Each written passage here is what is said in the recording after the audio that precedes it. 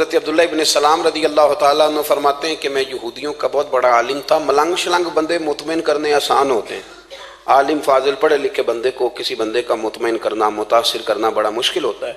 آپ فرماتے ہیں میں نبی کریم علیہ السلام کی بارگاہ میں پہلے دن گیا میں بحث کے ارادے سے، مناظرے کے ارادے سے، چونکہ یہودیوں کا عالم تھا. حضور اونٹنی پر تشریف فرما تھے. او یارو، محنت کر کے جو میک اپ کر کے چہرہ بنایا جاتا ہے اس کے اندر حسن تو کئی دفعہ ہوتا ہے پر جاذبیت نہیں ہوتی. لیکن جس بابے نے کبھی میک اپ نہ کیا ہو لیکن وضو ذرا طریقے سے کرے روز، تو رنگ گورا نہ بھی ہو تو لوگ کئی دفعہ یہ نہیں کہتے رنگ گورا ہے، بلکہ لوگ کہتے ہیں چہرہ نورانی ہے. اب میں اس پر میں کچھ کلام کر سکتا ہوں کہ گورے اور نورانی چہرے میں بھی فرق ہوتا ہے. کچھ چہرے گورے ہوتے ہیں پر نورانی نہیں ہوتے، کچھ گورے نہیں ہوتے پر نورانی بڑے ہوتے، یہ الگ عنوان ہے. تو حضرت عبداللہ ابن سلام رضی اللہ تعالیٰ عنہ فرمانے لگے جب میں گیا تو حضور اونٹنی پر تشریف فرما تھے. کہتے ہیں سادہ وضو، اور میں دیکھ رہا تھا کہ داڑھی مبارک میں کنگھی بھی نہیں ہوئی تھی. سرکار نے سر پہ سادہ سا امامہ باندھا تھا. حضور اونٹنی پر بیٹھے تھے اور جس اونٹنی پر تشریف فرما تھے اس پہ کجاوا بھی کوئی نہیں تھا. لیکن کہتے دو جملے حضور کی زبان سے نکلے، دو جملے، اور میں ان جملوں کا قیدی ہو گیا. میرے محبوب نے فرمایا جو چاہتا ہے کہ اس کی عمر بھی زیادہ ہو، رزق میں بھی برکت ہو. آپ بھی چاہتے ہیں نا عمر بھی زیادہ ہو، رزق میں بھی برکت ہو، تو حضور فرمانے لگے اس کے لیے کرنے کا کام یہ ہے کہ اگر وہ چاہتا ہے عمر زیادہ ہو، رزق میں برکت ہو، تو اپنے رشتہ داروں کے ساتھ اچھا سلوک کرے. یہ حدیث اگرچہ اپنے انہی الفاظ کے ساتھ مشکات میں موجود ہے، لیکن وہاں حضرت عبداللہ ابن سلام رضی اللہ تعالیٰ عنہ کہتے ہیں کہ وہ کیا مٹھاس تھی لفظوں میں، جملے تھوڑے تھے، بات میں گہرائی بہت زیادہ تھی. میں آیا تھا بحث کرنے پر میں آگے بڑھا، حضور کا دست مبارک تھاما اور میں نے عرض کی یا رسول اللہ مجھے کلمہ پڑھا دے، میں مسلمان ہونا چاہتا ہوں. ہمارے ہاں لوگ سمجھتے ہیں کہ بہت زیادہ فلسفہ بیان کرنے والا شاید کوئی بڑا پڑھا لکھا بندہ ہوتا ہے. یہ جی نفسیات کا بڑا ماہر ہے جی، اس نے کئی ماسٹر کیے ہوئے ہیں، ایم فل کی ہے، پی ایچ ڈی کی. او خدا کے بندے، نفسیات کا ماہر وہ ہوتا ہے جو سامنے والے کی عقل کے مطابق بات کرنا جانتا ہے. اور اگر تم کہے جی میری بات ہی بڑی مشکل ہے میں کس کو سمجھاؤں، تو آپ یہ پڑھے لکھے نہیں ہیں، آپ ابھی سمجھدار نہیں ہوئے. کلم الناس علی قدر عقولہم. اگر آپ پڑھے لکھے ہوتے تو لوگ آپ کی بات سمجھتے. میرے رسول کریم نے کبھی کوئی مشکل بات نہیں کی، کبھی کوئی فلسفہ نہیں بیان کیا، بلکہ تیری نگاہ ناز سے دونوں ہی مراد پا گئے. عقل غیاب جستجو، عشق حضور و اضطراب. اقبال کہتے ہیں اگر بڑا عقل مند آدمی ہوتا تھا تو حضور کی بات اس کے دل کو بھی اچھی لگتی تھی، اور اگر کوئی عشق و مستی والا آتا تھا نا کہ میں نے مست ہو کے آنا ہے تو وہ بھی میرے نبی کی باتوں سے مست ہو جایا کرتا تھا. دونوں تیری نگاہ ناز سے دونوں مراد پا. تو حضور کو بات کرنے کا سلیقہ بھی بڑا شاندار آتا تھا. حضرت عائشہ صدیقہ رضی اللہ تعالیٰ عنہ فرماتی ہیں کہ نبی کریم صلی اللہ علیہ وسلم جب بات کرتے تھے تو اتنی دھیمی کرتے تھے، اتنی دھیرے میں کرتے تھے. میں تو چھوٹا آدمی ہوں، کسی بڑے بندے کو نصیحت بھی نہیں کر سکتا، ورنہ میں علماء سے تو نہیں لیکن جو طالب علم ہیں جن کا خیال ہے کہ شاید اور میرے پاس کچھ سیکھنے آئے ہوئے ہیں مدرسے کے، تو میں ان سے کہتا ہوں کہ وہ کیا خطابت ہوئی جس میں سامنے والے کو سمجھ ہی نہیں آئی آپ نے کیا کہا. آپ اتنے جوش میں چلے گئے. کہتا جی وہ میرا عشق بڑا جوان تھا. تو میں نے کہا آپ کا عشق زیادہ جوان تھا، پھر رسول پاک کی سنت سے آگے نکل گیا ہے. اب ٹھہر ٹھہر کے بات کریں. آپ کی بات اگر سامنے والے کی سمجھ میں نہ آئی تو اس کا معنی کیا ہوا.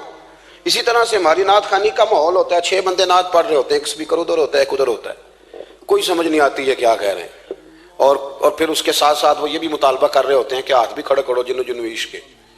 میں کہیں نہیں کہی دا، ویسے تو کہہ چلو پڑھ لیں، ورنہ اگر آپ ایسے ہی استاد بائی پاس والے بیچارے کو تو ہارٹ اٹیک ہو جائے گا ہاتھ کھڑا کرے گا، تو ہے تو وہ بھی عاشق رسول ہی نا. لیکن یہ قسمیں نہ ڈالیں، یہ کوئی طریقہ ہی نہیں ہے، نہ کہیں دین اس کی اجازت دیتا ہے. ہم نے تو یہ سنا ہے کہ صحابہ کہتے ہیں جب اللہ کے حبیب گفتگو کرتے تھے تو ہم یوں بیٹھتے تھے کہ ہمارے سروں پہ پرندے بیٹھے ہو، تو حرکت بھی نہیں کرتے تھے. تو بہرحال جو بات عرض کرنی ہے اس پر غور کریں. جناب عائشہ صدیقہ کہتی ہیں ٹھہر ٹھہر کے بات کرتے آہستہ، اور یہ لفظ آپ کو یاد رکھنا ہے. سیدہ عائشہ صدیقہ کہتی ہیں جب حضور گفتگو کرتے تھے نا تو اگر ہم نبی پاک کے الفاظ کو گننا چاہتے تھے تو گن بھی سکتے تھے، گننا چاہتے تو گن بھی. ایک تو آپ کی جو سادگی ہوگی وہ اصل ہوگی، ملمہ سازی سے نکلیں. پہلے ہماری شادیوں پہ دلہا اور دلہن جاتے تھے بیوٹی پارلر، اب سارا خاندان جاتا ہے.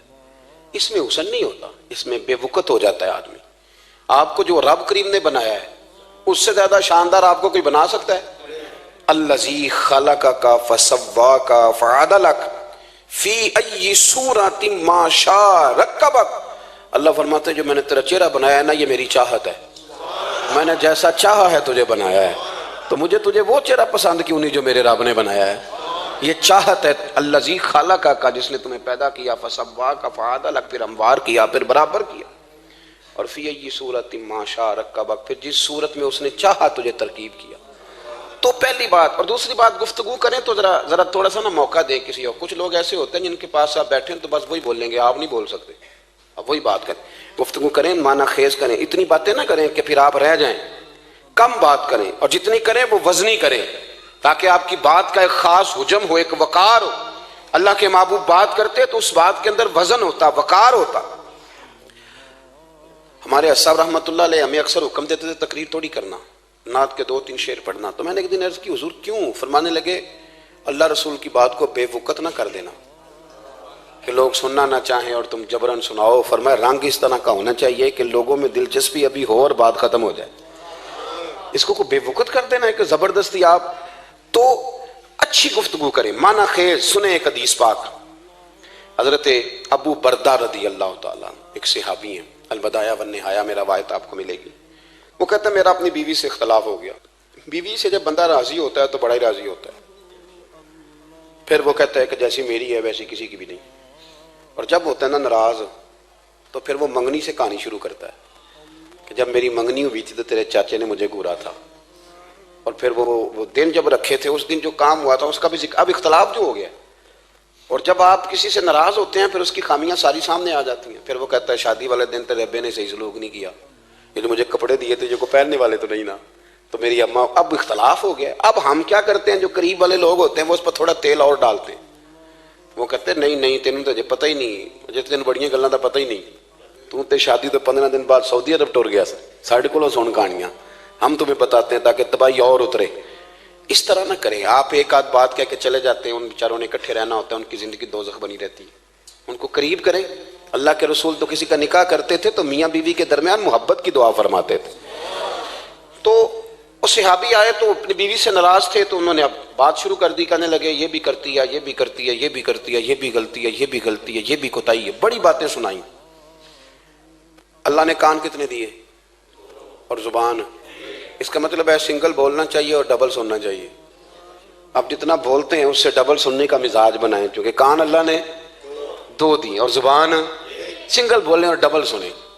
حضور سنتے رہے، بلکہ حضرت ابو بردہ رضی اللہ تعالیٰ عنہ کہتے ہیں میرے محبوب نے نا تکیہ منگا لیا، ٹیک لگا لی۔ کئی لوگ کہتے ہیں نا جی ڈاکٹر نے میری بات تو پوری سنی کوئی نہیں، تو جب تک پوری سنی نہ جائے بعض بندوں کو تسلی نہیں ہوتی، پورا وقت دیا۔ وہ کہتے ہیں جتنا میرے اندر غبار تھا سارا میں نے نکالا اور میں نے ثابت کر دیا کہ میری بیوی میں یہ بھی کمزوری ہے، یہ بھی کمزوری ہے، یہ بھی کمزوری ہے۔ کہتے ہیں جب میں تھک گیا نا باتیں کر کر کے اور باتیں ختم ہو گئیں تو حضور ہلکا سا مسکرائے، پھر پہلی نظر ہی لوٹ لے ماہی تیرے ہار شنگاراں۔ کہتے ہیں حضور ہلکا سا مسکرائے زیر لب اور فرمانے لگے کہ تیری بات ختم ہو گئی ہے تو ایک میں بھی کر لوں۔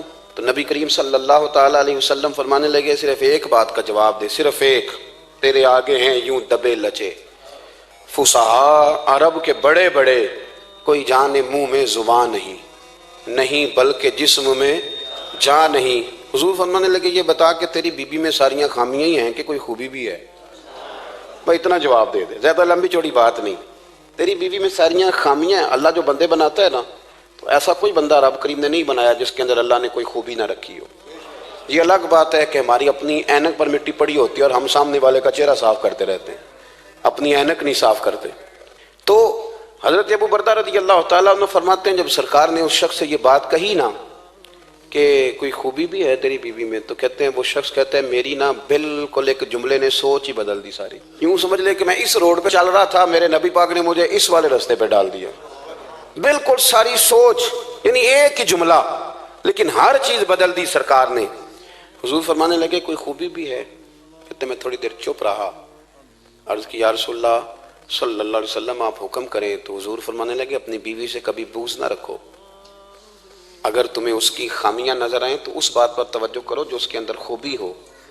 کہتے ہیں میں نے اٹھ کے عرض کی یا رسول اللہ میری بیوی پردے کی بڑی پابند ہے، میری خوابگاہ میں کوئی دوسرا شخص کبھی پیر بھی نہیں رکھ سکتا، تو فرمایا جا پھر گھر جا کے بسا، جو سب سے اعلیٰ خوبی تھی وہ تو اللہ نے تیری بیوی کو عطا کی ہوئی ہے، گھر بسا۔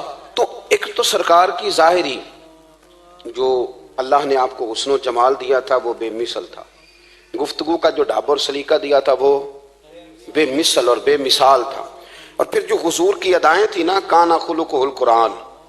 حضرت عائشہ صدیقہ کہتی ہیں میرے محبوب کے اخلاق دیکھنے ہو تو قرآن پڑھو، جن اخلاق کا قرآن درس دیتا ہے وہ عملی طور پر سارے مدینے والے محبوب میں پائے جاتے تھے۔ جو سب سے بہترین عادت تھی نا، بہترین ترین عادت، وہ اللہ نے میرے رسول کریم کو عطا فرمائی۔ ہمارا نا اب ایک مزاج بن گیا ہے، ہمارے بعض لوگ بڑے فخر سے بتاتے ہیں کہ یہ مسواک سنت ہے، اب تو سائنس بھی مان گئی ہے کہ مسواک کریں گے تو آپ کے وجود کے اندر جو منہ میں فالتو مادے ہوں گے جراثیم وہ مر جائیں گے، اب سائنس بھی مان گئی ہے۔ مجھے کبھی کبھی اس لفظ سے بڑی تکلیف ہوتی ہے، میں کہتا ہوں کہ سائنس اگر نہ مانے تو ہمیں کوئی اس پہ فرق پڑتا ہے؟ نہ مانے سائنس، ہمیں کیا لینا دینا سائنس سے؟ سائنس تو کبھی کچھ کہتی ہے پھر کبھی کچھ اور کہنے لگ جاتی ہے، سائنس کا کیا ہے؟ سائنس کو منوانا ہماری ڈیوٹی۔ ہاں، اس طرح کا دین نہ بناؤ کہ معاذ اللہ دین کو سائنس کا غلام کر دو۔ سائنس کل بھی رسول اللہ کی غلام تھی، آج بھی میرے نبی پاک کی غلام ہے۔ تو حضور کی جتنی ادائیں ہیں، جتنی، ایک کدو شریف ہے، حضور نے کدو استعمال فرمایا ہے۔ آپ چلے جائیں کسی بھی جگہ پہ، جس بندے کو بہت زیادہ بلڈ پریشر کا مسئلہ ہونا تو اب اس کو ڈاکٹر کہتے ہیں کہ کدو ملے تو اس کو استعمال کراؤ۔ تیزابیت حد درجے اختیار کر جائے اور اندر کا نظام سارا درم برم ہو جائے تو اس کو کدو استعمال کراؤ۔ اور آپ اس کی خاصیت دیکھ لیں، تمام سبزیوں میں سے تحقیق بھی سب سے زیادہ اسی پہ ہوتی ہے۔ میرے رسول پاک کا ایک طریقہ مبارکہ ہے، اور صحابہ کے اگرچہ سید الطعام گوشت ہے، کھانوں کا سردار اسے کہا گیا، لیکن حضرت انس بن مالک رضی اللہ تعالیٰ عنہ فرماتے ہیں کہ درزی نے نبی پاک کی دعوت پکائی تھی، وہ درزی تھا، کپڑے سیتا تھا۔ آپ فرماتے ہیں کہ میں حضور کے ساتھ اس درزی کے گھر گیا تو گوشت اور کدو پکا ہوا تھا۔ فرماتے ہیں اگرچہ سردار گوشت ہی ہے پر نبی کریم نے نا گوشت کے ٹکڑے ہٹا کے نا تو اندر سے کدو نکال کے کھایا۔ حضرت انس بن مالک کہتے ہیں مجھے کدو پسند نہیں تھا، میں نے کبھی نہیں کھایا تھا، گھر میں ہوتا تو میں جھگڑا کرتا، پر آج حضور کی رغبت دیکھی نا تو کل نہیں پسند تھا پر ابھی مجھے کدو بڑا پسند ہو گیا، مجھے کدو شریف سے پیار ہو گیا۔ جو اعلیٰ ترین چیزیں تھیں وہ نبی پاک نے استعمال فرمائی، اعلیٰ ترین۔ زیتون کی افادیت کبھی کم ہوئی ہے 1400 سالوں میں؟ کبھی کسی نے کہا ہو کہ زیتون استعمال نہ کرو؟ کبھی اس کی افادیت میں، یہ امامہ میرے نبی پاک کی سنت ہے، سارے پڑھیے صلی اللہ ہو، حضور کی سنت ہے نا یہ۔ کبھی کوئی بندہ ایسا آپ کو ملا ہو کہ اس نے امامہ باندھا ہو تو کسی نے کہا ہو رہن دے یار تینوں سونا نہیں لگتا؟ بندے سارے سونے دے نہیں نہ ہوندے، میری بات کی سمجھ آ رہی ہے؟ لیکن امامہ کبھی کوئی آپ کو ملے گا ہی نہیں کہ اس بندے کے مزاج کے ساتھ یہ فٹ، یا اس کے چہرے کے ساتھ یہ فٹ۔ اینک آپ لے لیں بازار سے، چھوٹی بھی ملتی ہے بڑی بھی ملتی ہے، کچھ لوگوں کے چہرے پہ کچھ چیزیں نہیں سیٹ ہوتی، فٹ نہیں ہوتی، لیکن یہ سرکار کی چونکہ سنت ہے، اور اس کا اعزاز یہ ہے کہ نبی پاک نے فرمایا جمعے والے دن امامہ باندھ کے آیا کرو، جمعے والے دن امامہ باندھ کے آیا کرو۔ جو لوگ جمعے والے دن امامہ باندھ کے آتے ہیں اللہ کے فرشتے ان پر درود بھیجتے ہیں، لیکن امامہ شریف ہونا چاہیے، اپنی مرضی کا رومال نہ باندھ لیں، کم از کم 3.5 گز ہو اور ٹوپی کے اوپر باندھا گیا ہو، اپنی مرضی کا طریقہ نہیں اختیار کریں، وہ جو شریعت نے حدود بیان کی ہیں اس کے مطابق چلیں۔ میری بات کی سمجھ آ رہی ہے؟ تو جو بات میں نے چھیڑی ہے وہ یہ ہے کہ اللہ کے محبوب رب کریم کی دلیل ہے۔ جتنا کائنات کے اندر حسن کوئی بندہ تلاش کرنا چاہے گا وہ مجبور ہو جائے گا اور اسے دروازہ رسول پہ جانا ہی پڑے گا، اسے نبی پاک کے دروازے پر اسے جانا پڑے۔ ہم کوشش بڑی کرتی ہیں سونے لگنے کی، بڑے بڑے لوگ روپ دھارتے ہیں بیچارے، بڑا کچھ کرتے ہیں، لیکن آپ کو لوگ سونا کہیں گے، نورانی نہیں کہیں گے۔ مجھے بڑی کر لیں، داڑھی روز بنائیں بے شک، لیکن فطرت داڑھی ہے، حسن ناراض ہو گیا۔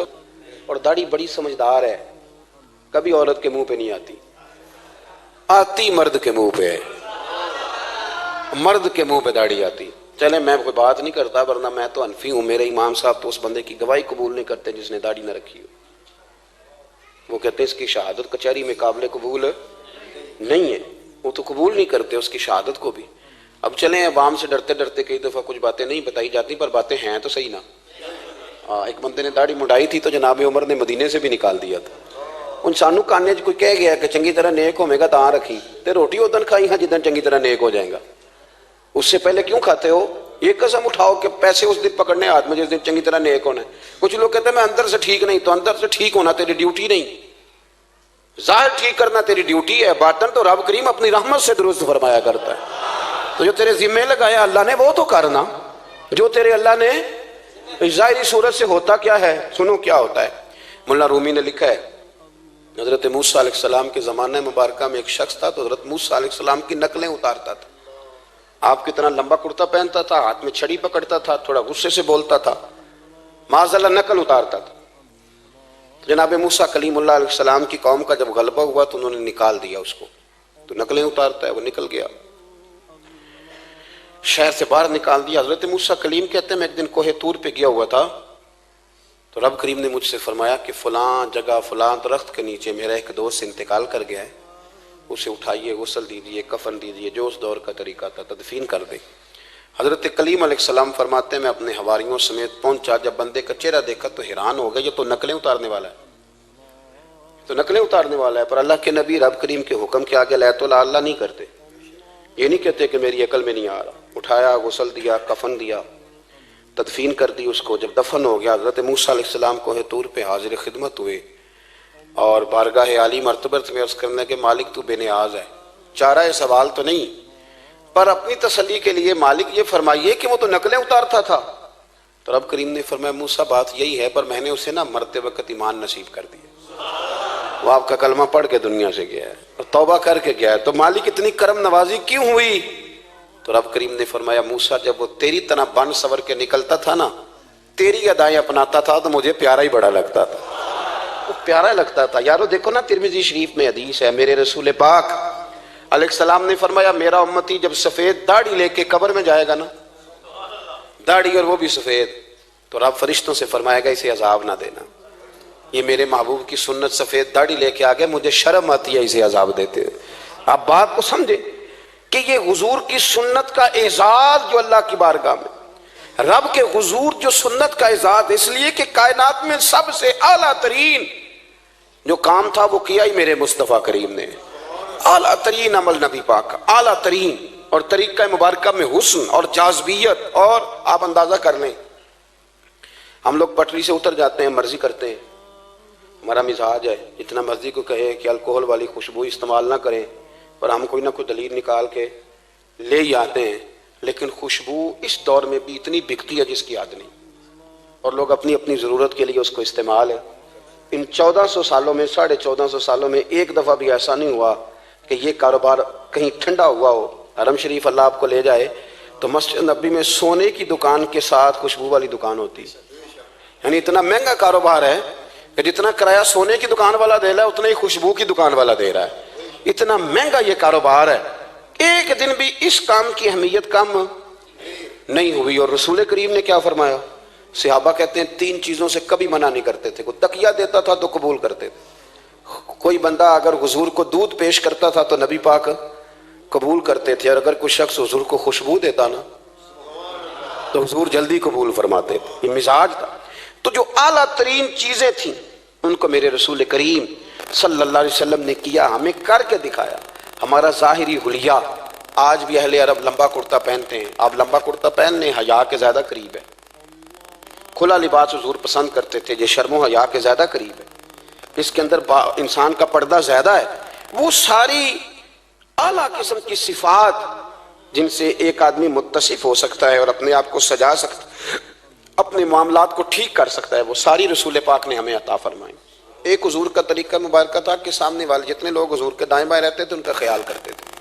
ہم تو خیال رکھواتے ہیں نا اپنا کہ سارے مل کے میرا خیال, میری عزت نہیں کرتا تو میری, تو میں کہتا ہوں کہ یہ تو یہاں اپنی عزت کی بھیک مانگی ہے یا آپ نے لڑائی کر کے عزت لی ہے. ایسا نہ کریں, آپ عزت دینی شروع کر دیں, اللہ آپ کو سکون عطا کر دے. آپ احساس کریں دوسروں کا. حضور نہ شدت کے ساتھ, یہ اعلیٰ سنت ہے میرے نبی پاک کی صلی اللہ ہو, سارے پڑھیے درود شریف صلی اللہ ہو, یہ اعلیٰ سنت ہے. آپ دیکھیں نا بخاری مسلم میں موجود ہے, حضور فرماتے ہیں میرا دل چاہتا ہے میں لمبی نماز پڑھاؤں, لمبی نماز پڑھاؤں, دل میرا چاہتا ہے. لیکن فرمایا جب میں دیکھتا ہوں نا کہ پیچھے بچے بھی کھڑے ہیں, بوڑھے بھی کھڑے ہیں, بیمار بھی کھڑے ہیں, تو گویا حضور فرمانے لگے میں بندوں کا احساس کر کے رب کی نماز چھوٹی کر دیتا ہوں. میں مختصر پڑھاتا ہوں، اور مسند امام احمد بن حنبل میں حدیث کے لفظ ہیں کہ اگر کوئی نبی پاک کا انتظار کر رہا ہوتا تھا تو نماز مختصر پڑھتے تھے اور اس کو فارغ کر کے بھی لمبی نماز پڑھتے. ایسا نہیں کہ اب آئے ہیں 4-5 لوگ تو ان کو پتہ چل جائے کہ حضرت جی بڑی تگڑی نماز پڑھتے ہیں، بڑے صوفی صافی آدمی، یہ نہیں، بلکہ نماز ہے. بلکہ مسند امام احمد بن حنبل میں تو وہ خوبصورت حدیث موجود ہے. سیدنا بلال حبشی رضی اللہ تعالیٰ عنہ فرماتے ہیں کہ میں نے عصر کی نماز کے لیے اقامت پڑھ دی تھی، حضور مصلی امام پر تشریف لے گئے تھے، ایک یہودی کا غلام آیا اور اس نے آ کے عرض کی یا رسول اللہ میں بڑی مشکل میں ہوں، اگر آپ چلیں تو میرا مسئلہ حل ہو سکتا ہے، میرا مسئلہ حل ہو جائے گا. تو حضور کے احساس کی شدت کا یہ حال تھا کہ نبی کریم نے نمازیوں سے فرمایا تم بیٹھ جاؤ، میں پہلے اس کا کام کر کے آتا ہوں. خدا کے بندے تو ہیں ہزاروں، بنوں میں پھرتے ہیں مارے مارے، میں اس کا بندہ بنوں گا جس کو خدا کے بندوں سے پیار. احساس کی شدت یہ حضور کی سنت ہے، اور بہت زیادہ خیال رکھنا دوسرے کا، یہ میرے نبی پاک کا طریقہ ہے. دوسروں کو سوچنا، دوسروں کے لیے بات کرنا، دوسروں کے لیے دعائیں کرنا، ان کے احساسات کا خیال رکھنا. سیدہ طیبہ طاہرہ حضرت عائشہ صدیقہ رضی اللہ تعالیٰ عنہ فرماتی ہیں ایک دن سرکار مجھ سے فرمانے لگے عائشہ جب تم مجھ سے ناراض ہوتی ہو تب بھی مجھے پتہ چل جاتا ہے، جب راضی ہوتی ہو تب بھی پتہ چل جاتا ہے. یہ ہمارا یہ مزاج نہیں ہوتا. گھر کے اندر بھی ہم گھر کے اندر بھی نواب صاحب ہی ہوتے ہیں، یعنی گھر جا کے کہانیاں سناتے ہیں، کہتے ہیں تمہیں پتہ میں کڈا اوکھا ہوں، کمائی کیڈی مشکل ہے، پیچھے پیچھے ہٹ جاؤ سارے، میں فتح کر کے آیا ہوں، ابھی K2 سر کر کے آیا ہوں. ایک بچہ پانی لے کھڑا ہو جائے، دوسرا دودھ کا گلاس لائے، بیگم صاحبہ فٹافٹ آئیے، ایسے نہیں کریں. میرے رسول پاک علیہ السلام کی پیاری زوجہ کہتی ہیں حضور گھر آئے، کھانا مانگا، میں نے عرض کی حضور میرے سر میں درد ہے. تو پڑھو نا ابن اسحاق کو. محبوب فرمانے لگے لا میں تجھے آٹا گوندھ دیتا ہوں، تو مجھے روٹی پکا دے. یہ بھی سنت ہے نبی پاک کی. ان چپ کر گئے ہو، یہ بھی حضور کی سنت ہے، یہ بھی سرکار کا طریقہ ہے. کبھی کبھی گھر میں جھاڑو دینا یہ بھی نبی پاک کا. حضور کام میں ہاتھ بٹاتے تھے نا ازواج کا، یہ والی سنت کس دن ادا کرنی. ایک دن میں نے جمعے میں یہ بات کی تو ایک بچہ مجھے کہنے لگا حضرت صاحب یہ سنت ادا سے کر لیجیے پر ساڑھے ابے بھی تو سمجھاؤ نا. ہنسنا نہیں جی مسجد میں اونچا. کہنے لگے وہ بیگم صاحبہ ایک دن بیمار تھیں اور سخت بیمار تھی، تو میں نے چائے کا کپ بنا دیا، علامہ بیچاری مجھے روز بنا کے دیتی ہے، تو میں نے بنا دیا تھا. ابا جی کہنے پتر رائے دیا آتا نہ خراب کر لیں. تو اب آپ تو سنت کچھ اور بیان کر رہے ہیں. میں کہ تسی شروع کرو نا تاکہ تواڈے بچے تو نہ یہ سوال کرن یہ راج تسی کر رہے ہو. تو اس میں بھی کوئی حکمت ہوگی. بزرگ اگر کوئی بات کرتے ہیں تو وہ بھی کوئی اتنی بری نہیں ہوتی، اس کے اندر بھی کوئی نہ کوئی حکمت ہوتی ہے. لیکن اپنے گھروں کے ماحول میں خوبصورتی لائیں. یہ سٹیٹس نہیں اہل اسلام کا. بات سمیٹنے کی طرف آ رہا ہوں. حضرت عائشہ صدیقہ رضی اللہ تعالیٰ عنہ فرماتی ہیں حضور فرمانے لگے کہ جب تم راضی ہوتی ہو تب بھی مجھے پتہ چل جاتا ہے اور جب ناراض ہوتی ہو تب بھی. تو میں نے کہا یا رسول اللہ صلی اللہ علیہ وسلم وہ کس طرح؟ آنکھیں میں نے کھول لی. حضور کس طرح؟ تو دیکھو نبی پاک سامنے والے کے جملوں کا بھی احساس کرتے، خیال کرتے کہ سامنے والا کہاں سے بات کر رہا ہے. اللہ کے محبوب فرمانے لگے تمہیں اگر کبھی قسم کھانی ہو نا، تمہارا مزاج ہے قسم کھانی پڑے اور تم مجھ سے ناراض ہو تو پھر تم کہتی ہو مجھے ابراہیم کے رب کی قسم، اور جب تم راضی ہو اور قسم کھانی پڑے تو کہتی ہو مجھے محمد مصطفیٰ کے رب کی قسم. تو جناب عائشہ کہتی ہیں میں زبان سے ہنس رہی تھی اور آنکھیں میری آنسو برسا رہی. میں نے کہا محبوبہ اتنا خیال کرتے، یہاں تک آپ کو احساس، یہاں تک پتہ ہوتا ہے، یہاں تک. میرے رسول کریم علیہ السلام لوگوں کا احساس کرتے، خیال کرتے، شوق پیدا کرتے، وارفتگی ہوتی. کئی دفعہ حضور فرض نماز پڑھ کے گھر چلے جاتے، تھوڑی دیر کے بعد آتے مسجد میں نماز پڑھ لیتے. کئی دفعہ قاضی اعجاز مالکی رحمۃ اللہ علیہ اس کو لکھنے کے بعد اس کی شرح میں فرماتے ہیں اصل بات یہ تھی کہ حضور جب تک مسجد میں رہتے تھے صحابہ ادباً بیٹھے رہتے تھے. تو حضور فرماتے ہیں میں جاؤں گا نہیں تو یہ بھی نہیں جائیں گے. تو سرکار گھر تشریف لے جاتے تاکہ لوگ اپنے اپنے کام میں لگ جائیں اور پھر حضور واپس آ جاتے. احساس ایک تو اپنی ظاہری وضاحت میں سادگی لائیں. ہماری بہت ساری مشکلات کی اصل وجہ یہ ہے کہ تکلف بڑا بڑھ گیا، بڑا تکلف بڑھ گیا. ہم کوشش کرتے ہیں دوسروں کے برابر جانے کی. ہمیں کیا ضرورت پڑی ہے دنیا سے مقابلہ کرنے کی؟ ہم نے تو اللہ رسول کی رضا کے اندر رہنا ہے. اور دنیا میں سب سے بہترین شخص وہ ہے جس کے پاس مال تو ہے پر لالچ کوئی نہیں. اپنے آپ کو پیچھے لائیں. دوسری بات یہ کہ اپنی گفتگو بڑی صاف ستھری کریں، سادی کریں، اس کے اندر کوئی تکلف نہ برپا کریں، بات سامنے والے کی عقل کے مطابق کریں. اور تیسری بات یہ کہ اپنی عادات میں، اٹھنے بیٹھنے میں، چلنے پھرنے میں اپنا تھوڑا سا خیال کریں. اور ایک بات اور آپ کو عرض کروں، یہ آپ کو زیادہ دیر محنت نہیں کرنی پڑے گی. اگر تھوڑا سا وقت آپ اپنے آپ کو دے دیں نا، اقبال کہتے ہیں اپنے من میں ڈوب کر باجا سراغ زندگی، چل تو اگر میرا نہیں بنتا نہ بن، اپنا تو بن، اپنا تو بن، تھوڑا ہی اپنے اوپر بھی تو محنت کر لے کہ ساری زندگی دوسروں کی اصلاح کرتے رہنا۔ دوست کوشش کریں اپنی عادات پہ 2 4 5 ہفتے کے لیے محنت کریں تاکہ عادتیں سنور جائیں، تاکہ طبیعتیں بدل جائیں۔ ایک حدیث پڑھتا ہوں اور اپنی بات کو سمیٹتا ہوں۔ میرے رسول کریم صلی اللہ تعالی علیہ وآلہ وسلم نے فرمایا کہ اگر اللہ اخلاق کو چہرہ دیتا نا، یہ جو عادات ہوتی ہیں، اور عادات سے مراد صرف میٹھا بولنا نہیں بلکہ لالچ نہ کرنا بھی خلق ہے، تھوڑے پہ راضی رہنا بھی خلق ہے، سچ بولنا بھی خلق ہے، غیبت سے بچنا بھی، اصل اخلاق یہ ہے۔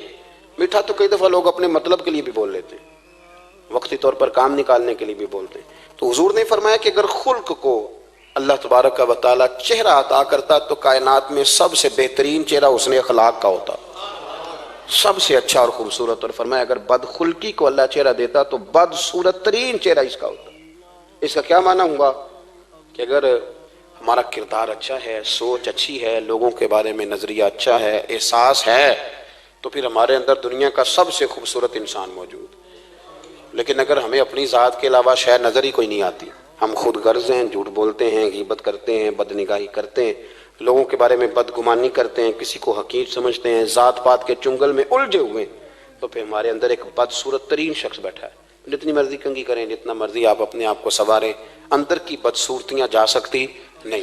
تو کوشش فرمائیں کہ اللہ ہمیں اخلاق کا اعلیٰ جو ہے وہ وزن عطا کرے، اعلیٰ شعور عطا کرے۔ اللہ تعالیٰ میری اور آپ کی حاضری کو مستجاب فرمائے۔ آخر دعوانا الحمد